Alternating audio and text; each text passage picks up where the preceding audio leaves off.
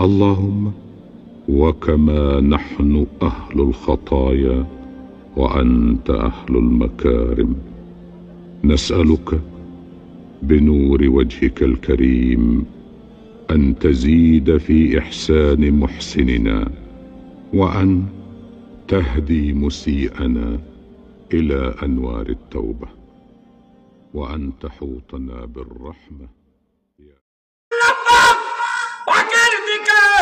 আল্লাহ হইল সর্বশ্রেষ্ঠ পাক। তিনি হলেন রব্বিয়াল আযীম, তিনি হলেন পবিত্র। আর তার হাবিবুল্লাহ নবী শানের সালাতের মধ্যে নবীরে বানাইছে পাক। আল্লাহ ডাক ডাকে পাক বানাইছি আমাকে, আমি নিজে পাক, আর আমার বন্ধু যিনি হবে তিনি হবে পাক। তার নামটা লিখলে মুহাম্মাদুর রাসূলুল্লাহ লিখতে 12 অক্ষর সাবিত করা হলো। উপরে কোনো নকশা নেই, পেটে কোনো নকশা নেই, নিচে কোনো নকশা নেই। তার মানে আমার হাবিবুল্লাহ নবীর কোনো দোষ নাই। আল্লাহু আকবার। এইগুলো 12 অক্ষর, 12 12 24। সুবহানাল্লাহ সুবহানাল্লাহ। এই জন্য কিতাবের মধ্যে মাওলানা সাহেব, মাওলানা আবু সাইদ তার কিতাবের মধ্যে লেখে, তাবারিকে মুহাম্মাদির মধ্যে লেখে, কয় তাসিবাতে কিতাবেতে লেখি এই মতেই, কয় রাবাইতে আছে আবু হুরায়রা হইতে একদিন রাসূলুল্লাহ আলাইহিস সালাম জিবরাইল ফেরেশতারে পৌঁছিলাই বাদ কত সাল হইয়াছে বয়স তোমার, এই মাত্র কহিতেছি শোনো পয়গম্বর, কয় ৭০,০০০ সাল পরেতে একবার যেই তারা তুলু হয় হুকুমে আল্লাহর, সেই তারা ৭২,০০০ বারেতে দেখিতে পাইনু আমি আকাশে উঠিতেই। কহিলেন রাসূলুল্লাহ আলাইহিস সালাম, সেই উচ্চারিত তারা আমি নবী আসছিলাম, আসিল আমার নূর তারার আকার, কিয়ামত তক তাহার দেখিবে না। আল্লাহু আকবার। আমার নবী বললেন এই নূর, এই তারটাই হলো আমি। হযরত জিবরাইল ডাক দিয়া বলে, ইয়া রাসূলুল্লাহ, ইয়া হাবিবাল্লাহ। একদিন নবীর জন্য বাড়িতে আসছেন, নবীর বাড়ি, নবী নাই, নবী নাই। জিকরে হাসিন কিতাবের মধ্যে আল্লামা মুফতি শফি ও কারবি পাকিস্তান তিনি লিখতেছেন, আইয়া দেখছে রাসূল নাই, জিজ্ঞাসা করতেছে ফাতেমারে, ফাতেমা আজকে তো আইছে মানুষের রূপ ধরিয়া, কারণ জিবরাইল আসতেন মানুষের রূপ দিয়া ধরিয়া। কিতাবের মধ্যে আসে হযরতে জিবরাইল আমিন দাহিয়াতুল কালবির সূরত ধরিয়া 42 বার রাসূলের কাছে আইছে। কয়বার আইছে? কথা জোরে কোন, কয়বার আইছে? দাহিয়াতুল কালবি নামের সাহাবী রাসূলকে বেশি ভালোবাসতেন, ওই সাহাবীর রূপ ধরিয়া 42 বার আইছে। একদিন আল্লাহরে কয়, আল্লাহ আজকে আমি কার রূপ ধরিয়া যাবো? আল্লাহ কয় আজকে তুই দাহিয়াতুল কালবির রূপ ধরিয়া যা, আমার রাসূলের কাছে যাইতে হবে। কেন যাইতে হবে এই রূপ ধরিয়া? এই জন্যই যে রাসূলুল্লাহ সাল্লাল্লাহু আলাইহি ওয়াসাল্লাম সাহাবীদের নিয়ে বসে আছে। আজকে হযরতে দাহিয়াতুল কালবির রূপ ধরিয়া জিবরাইল আসলেন, নবীজির কাছে আসলে অমনি ইমাম হাসান আর হুসাইন দুই ভাই হযরতে দাহিয়াতুল কালবি ভাবিয়া পকেটের মধ্যে হাত ঢুকাইয়া দিছে। খুঁজতাছে দুই ভাই, কিছুই নাই। জিবরাইল আমিন সূরত কার? দাহিয়াতুল কালবি। দাহিয়াতুল কালবি এই সূরতে জিবরাইল নবীর কাছে যায়, ইয়া রাসূলুল্লাহ, ইয়া হাবিবাল্লাহ, ইমাম হাসান আর হুসাইন আমার পকেটের মধ্যে হাত ঢুকাইয়া দিছে, কি জানি খোঁজে গো নবীজি, কি খোঁজে গো নবীজি, একটু বলেন গোরা কি খোঁজে? আমার আল্লাহর নবী বলেন, ইয়া আখি জিবরাইল, ভাই জিবরাইল আজকে তুমি কার রূপ ধরে আসছো? জিবরাইল বলে, ইয়া রাসূলুল্লাহ, ইয়া হাবিবাল্লাহ, আমি দাহিয়াতুল কালবির সূরত ধরে আসি। নবীজি ডাকতে বলেন, হযরতে দাহিয়াতুল কালবির অনেক ফল ফ্রুট, খেজুরের বাগান, ফল ফ্রুটের বাগান আছে। যখন আমার দরবারে আসতো ওই ফল ফ্রুট পকেটের মধ্যে বইরাম আমার নানা ভাইদের জন্য, ইমাম হাসান ও হুসাইনদের জন্য নিয়ে আসতো। আজকে যখন তুমি ঢুকেছো পকেট থেকে কিছু বাইর করো না। হযরতে দাহিয়াতুল কালবি আইসাই পকেটে হাত দিয়া আমার নানা ভাইদের দুই ভাইয়ের হাতে ওই ফলগুলি দিত। তুমি যখন আসতে আসো ইমাম হাসান ও হুসাইন, তুমি যখন পকেটে হাত দিয়া কিছু দিচ্ছ না, দেরি হয়ে যাচ্ছে। ইমাম হাসান হুসাইন তার জন্যই কতগুলি হয়ে গেছে গা, আরো আগের থেকে। আব্বা দুনিয়ায় নাই, চিন্তা করলাম দরবারটা তো ঠিক রাখতে হবে, মানুষেরা এসা পিড়াপিড়ি করে, মুরিদ হইল, মুরিদ বানাইলেন, খালি ফোন দেয়, হুজুর সমস্যায় আছি দোয়া করেন। চিন্তা করছে, আরেকটাই ফোন দেয়, হুজুর আমার এই সমস্যা, ফোন দেয়, খালি ফোন দেয়, এই সমস্যা ওই সমস্যা। আমি এত বছর ধরে এক ফোন রিসিভ করি, কথা কই, কিন্তু একটা লোক কইল না হুজুর কেমনে আল্লাহ রসুল পাওয়া যায়, এই মানুষটার আমি আর পাইলাম না। বড় দুঃখ লাগে, কষ্ট লাগে। দুনিয়ার সমস্ত দুনিয়ার আবিজাবি কলবের মধ্যে ঢুকাইছে, এই জন্য কথাও কয় না কলবে। চোখ বন্ধ করলে কিছু দেখা যায় না, কথা কয় না। বড় পীর আব্দুল কাদের জিলানী রহমাতুল্লাহ আলাইহি তিনি বললেন চোখ বন্ধ করলে কিছু দেখা যায়।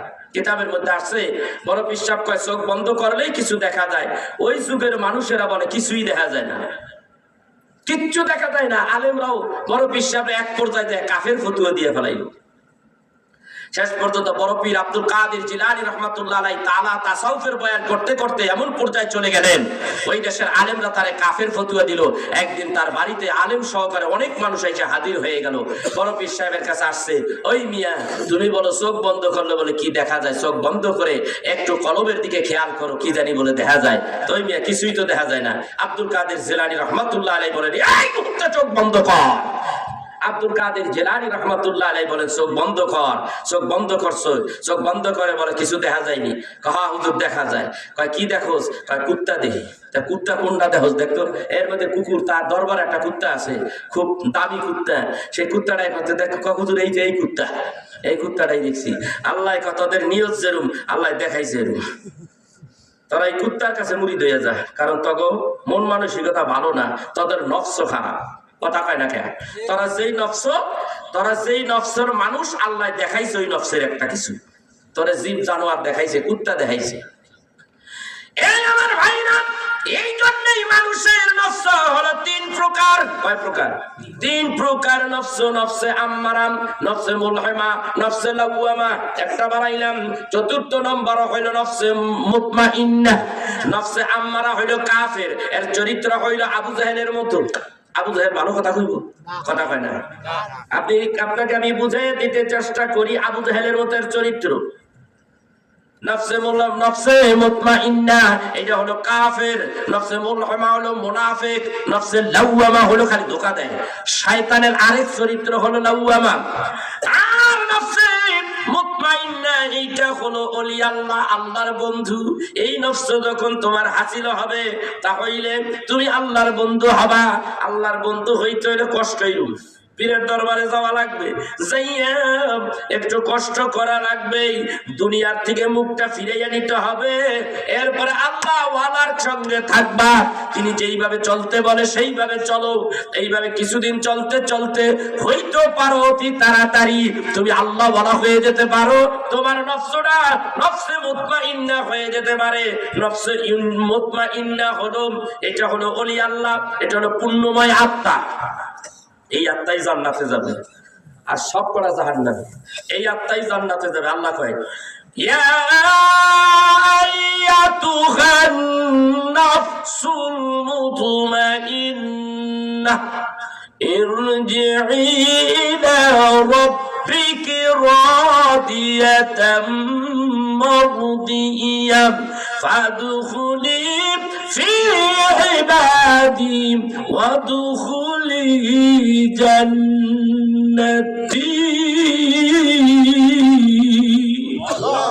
আল্লাহ কয় হে পূর্ণময় আত্মা, আমার বন্ধুরা, আত্মা বন্ধুর আত্মাগুলি আসো, জান্নাতে ঢুকে যাও। আপনারা জান্নাত চান কি চান না? সবাই চান। তাইলে আল্লাহর ওলিদের দরবারে যাইতে হবে, হক্কানি পীর মাশায়েখদের সঙ্গে আসা যাওয়া করবেন। লাভ আছে, দুনিয়ায়ও লাভ আছে, আখিরাতেও লাভ আছে। ওই যে হযরতে ইমাম আজম আবু হানিফা রাহমাতুল্লাহ আলাইহির কথা বলতেছিলাম। ভাইরা আমার, হাশরের ময়দানে বলবে জাহান্নামীরা জান্নাতীরা আলাদা হয়ে যাও, তো জাহান্নামীরা জান্নাতীরা আলাদা হয়ে যাবে, জাহান্নামের কাতারের মধ্যে যেভাবে দাঁড়ায় থাকবে। হাদিস শরীফের মধ্যে আসছে যে হযরত আনাস থেকে হাদিস রাওয়ায়াত, ইউসাফু আহলুন নার ফায়ামুররা বিহিম রাজুলু ইয়া ফুলানু আমা তারিফুনি আনাল্লাযী সাকাইতুকা শুরবাতান। এক ব্যক্তি আল্লাহর ওলি জান্নাতের দিকে যাচ্ছে, তো যাচ্ছে জাহান্নামীরা জাহান্নামের কাতারে কাতারে দাঁড়িয়ে যাচ্ছে, তিনি ওই কাতারের কিনার দিয়া জান্নাতের দিকে যাচ্ছে, তারা যাচ্ছে ওই দিকে, আল্লাহর ওলি যাচ্ছে এই দিকে। তো এইভাবে এক ব্যক্তি ডাক দিয়া, ওই কাতারের ভিতর থেকে এক ব্যক্তি ডাক দিয়া বলে, ইয়া ফুলানু আমা তারিফুনি আনাল্লাযী সাকাইতুকা শুরবাতান, এই অমুক, আমারে আপনি চিনেন? কথা কয় না, কইতেছে আমারে আপনি চিনেন? তো এই ব্যক্তি ডাক দিয়া কইতেছে, বাবা আমি তো না আদরি, আমি চিনি না। কে তুমি? বাবা হুজুর আমি একদিন আপনার এক গ্লাস পানি খাওয়াইছিলাম। কি খাওয়াইছিল? কথা কয় না। ইয়া ফুলানু আমা তারিফুনি আনাল্লাযী সাকাইতুকা শুরবাতান, আমি আপনার এক গ্লাস পানি খাওয়াইছিলাম। কেমন? আপনি একদিন মরুভূমির রাস্তা দিয়ে হাঁটতেছেন, মরুভূমির মধ্যে আপনি হাঁটতে আমি আমার কাছে একটা ইসের মধ্যে আমার যতটুকু পানির প্রয়োজন, এই মরুভূমি পাড়ি দিতে ততটুকু পানি আমি আমার চামড়ার মুজার ভিতরে রেখেছি। এখনো সৌদি আরবে সেই পানি রাখার সেই রকম মুজা চামড়ার সেই পাত্র এখনো আছে সৌদি আরবে। কথা বুঝতে পেরেছেন? এইবারও আমি লাড়াচাড়া করে আইলাম, আনি নেই। দেখে আমার ভাইরা তো পানি নিয়ে যাচ্ছে, এর মধ্যে চায় দেখে একজন আল্লাহর ওলি এই মনে করেন রাস্তার এক সাইডে পড়ে রয়েছে। হুশ আছে কি নাই? পানি। উনি দেখ কাছে খাড়াইছে, কি হয়েছে বাবা? দেখা যায় আলেমের মতো দাড়ি দড়ি আছে, টুপিও পরে রয়েছে কাছে। কেন বাবা কি হয়েছে?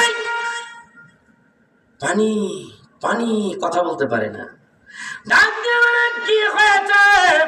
বলে পানি আমার জীবন যায়, আমি পথ চলতে পারি না, আমার কাছে কোনো পানি নাই, আমার একটু পানি খাওয়াইয়া আমার জীবনটা বাঁচাইয়া দাও। তখন আমি চিন্তা করতে লাগলাম, আমার কাছে যেই পানি আছে এই পানি খাইয়ে আমি সামনের দিকে আগাইতে পারবো কিনা, এটুকু আমার কভার দিবে কিনা, এই পানিতে আমার সামনে লাগবে পানি, আমি পানি পাবো কোথায়? আরে খাওয়াই যে। চিন্তা করতে করতে এক পর্যায়ে দেয় বলো, যা আছে আল্লাহ, বাসানের মালিক আল্লাহ। কথা কন, বাসানের মালিক কে? আল্লাহ। তা আমি একটু পানি খাওয়াইয়ে দিই, এ বাসানের পানি খাওয়াই তুই বাবা। উনি করলেন কি, ওনার মুখের মধ্যে হা করতে বললেন, মুখের মধ্যে গল গল করে পানি ঢেলে দিলেন, কল কল করে পানি খেয়ে কিছুক্ষণের মধ্যে উনি সুস্থ হয়ে গেছে। সুস্থ হওয়ার পরে হাত ওই ব্যক্তির মাথার উপরে রাখলেন, আল্লাহ তোমার ভালো রাখুক, আল্লাহ জানি তোমাকে কবুল করে। ওই পানি খাওয়ানোর পরে পৃথিবীতে আপনার সঙ্গে আমার আর দেখা হয় নাই। আজকে হুজুর আমি বিপদে পড়ে গেছি, আমি দেখতে পাচ্ছি আল্লাহর জান্নাতের দিকে আপনি যাইতেছেন। হুজুর গো আমি তো জাহান্নামী হয়ে গেছি। কেন আপনি জাহান্নামী হয়ে গেছি? আমি 5 ওয়াক্ত নামাজ 3 ওয়াক্ত পড়ছি, 2 ওয়াক্ত পড়ি নাই, 1 ওয়াক্ত পড়ছি, 4 ওয়াক্ত পড়ি নাই, এইরকম অবস্থা হয়েছে। আল্লাহকে সময় মতো আল্লাহর বিধান মানছি, কোনো জায়গায় মানতে পারি নাই। কিছু অপরাধের কারণেই আল্লাহ রাব্বুল আমিন আমার এই জাহান্নামের কাতারে দাঁড় করাইয়া দিয়েছে। ওগো হুজুর আল্লাহর সাথে আপনার সম্পর্কটা ভালো, হুজুর গো আপনি আমার আল্লাহর একটু বইলা আমার একটু সুপারিশ করে আল্লাহর জান্নাতে পাঠাইতে পারেননি। এই লোকটা সামনে হাঁটতেছে, আরেকটা দর্শন নেই। আপনি যাইতে যাইতে কাতারের মাথায় যাইতে যাইতে 2, 4, 500, 1000, কারো কারো এরকম কয়েক হাজার, কারো কারো কয়েক লাখ। আল্লাহর ওলি জান্নাতের কিনারে যায় খাড়াই দিছে দমকে। আল্লাহ কয় যাও না দোস্ত? কয় না যাও না। কি হয়েছে? কয় এরা আমারে ধরছে, এরা আমারে বিভিন্ন অজুহাতে ধরছে, এই বেড়া আমারে পানি খাওয়াইছে, এই বেড়া আমারে দাওয়াত খাওয়াইছে। হুজুররা ফাইসা গেছে। দাওয়াত খাইছো তো ফাইসা গেছো। কথা কয় না। এই হুজুর তুমি ফাইসা গেছো, দাওয়াত খাইছো ফাইসা গেছো। কথা কন না কে? চুপ করে উঠেছেন কে? হুজুর গো খাওয়াইছেন বেশি করে, লাভ আছে। হুজুর খাইছে তো হুজুর ফাইসা গেছে, খাওয়াইয়া ফাঁসাই দিবেন হুজুর গো। রাজি আছেন না? কথা কয় না। কিয়ামতের দিন আল্লাহর ওলিরা, কিয়ামতের দিন আলেম ওলামারাই বাহাদুরি করবে, আপনি তাদের কাছে মিসকিনের মতো দাঁড়িয়ে থাকবেন। যদি দুনিয়ায় আলেম ওলামা হক্কানি পীর মাশায়েখদের সম্মান করতে পারেন, ইজ্জত করতে পারেন, তাদেরকে দাওয়াত খাওয়াবেন। দাওয়াত খাওয়া সুন্নত। বিশেষ করে আমি বেশি একটা দাওয়াত খাই না, কারণ বেশি বাড়িতেই সুদ ঘুষের লেনদেন, আমি বেশি একটা খাই না, খুব কম। মাঝে মধ্যে একটু যাইতে বাধ্য হই, আল্লাহর নবীর সুন্নতের দিকে তাকাইয়া, নাইলে কেউ বাড়িতে সহজ আমি খাই না।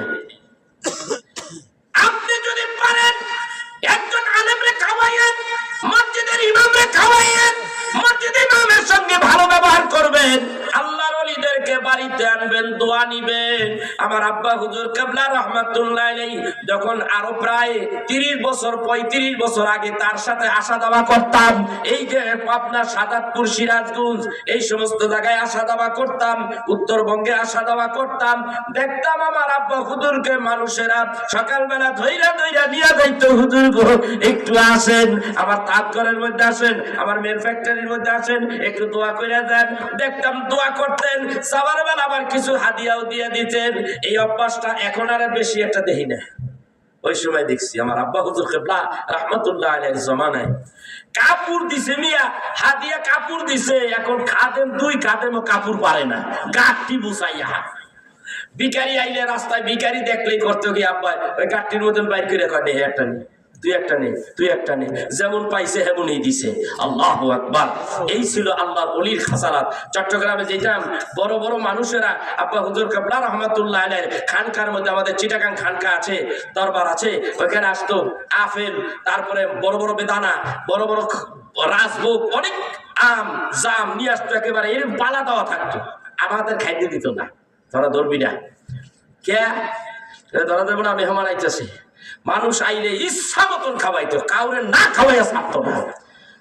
এই ছিল আল্লাহর ওলিদের খেলা। চমৎকার ভাবে খাওয়াইতেন, খাইতেন দাওয়াত, আবার যা আসতো তোহফা হাদিয়া মানুষদেরকে খাওয়াই দিত। খাওয়াইলে বাবা কমে না, কথা কয় না, খাওয়াইলে কমে না, দান করলে ধন কমে না, ঠিক কিনা জোরে কর। এইবার আল্লাহ ডাকতে বলে, কি হয়েছে, যাও না কে? না যাব না, এই মানুষগুলি আমারে দাওয়াত খাওয়াইছে দুনিয়ার জমিনে, এদের আমার আটকায় ফেলাইছে। এই মানুষটা আমার ওযু করাইছে, পানি দিয়াম হাত পা মুছে দিয়েছি, আমাকে আটকায় ফেলাইছে। এই বাড়িতে খানা খাইছি, এই মানুষটা আজকে আমাকে আটকাইলো, এইভাবে আটকায় দিয়েছে। এদের রাখিয়াও আমি কেমন করে তোমার জান্নাতে যাই? আল্লাহ ডাকতে বলেন, পাথরে কাইলে কি করতে চাও, তুমি কি করতে বলো, আমাকে বলো। বলে আল্লাহ রে, আমার দরখাস্ত কবুল করো, এদের মাফ করে জান্নাত দিয়া দাও। আল্লাহ ডাকতে বলে, দিয়া দিলাম, তুমি এইবার কাজ করো, ফায়াসফাউ লাহু ফায়ুদখিলুহুল জান্নাহ, তোমার সুপারিশ মঞ্জুর হয়ে গেছে, এদেরকে লইয়া তুমি জান্নাতবাসী হয়ে যাও। আল্লাহু আকবার। আল্লাহর ওলিদের পিছে ঘুরবেন, কারণ নবী তো নাই। যদি নবী থাকতো তাহলে তার পিছে ঘুরতাম, রাসূল তো নাই। এখন আল্লাহর ওলি যারা, নায়েবে নবী যারা, যাদের কাছে ইলমে শরিয়ত, ইলমে মারিফাতের বিদ্যা আছে, যাদের কাছে খোদা প্রাপ্তি বিদ্যা আছে, এদের দরবারে আসা যাওয়া করবেন, এদের সঙ্গে থাকবেন, এদের হাতে বায়াত গ্রহণ করে আল্লাহ রাসূল পাওয়ার চেষ্টা করবেন, কোশিশ করবেন। রাজি আছি না? কথা কয়টা রাজি আছি না? ইনশাআল্লাহ। ভাইয়া আমার, বন্ধুরা আমার, তাইলে বন্ধুত্ব হবে 3 জনের সঙ্গে। কয়জনের সাথে? আল্লাহর সাথে, রাসূলের সাথে, আল্লাহর ওলিদের সাথে। তাইলে আপনিও তাদের সঙ্গে চলতে চলতে আপনিও 3য় ব্যক্তি হয়ে যাবেন। আল্লাহুম্মা সাল্লি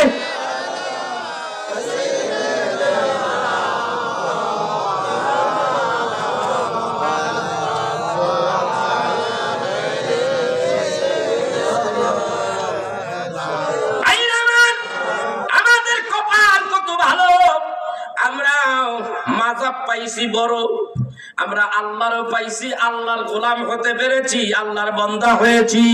আমাদের কপাল কত ভালো, আমরা আমার রাসূলের উম্মত হতে পেরেছি।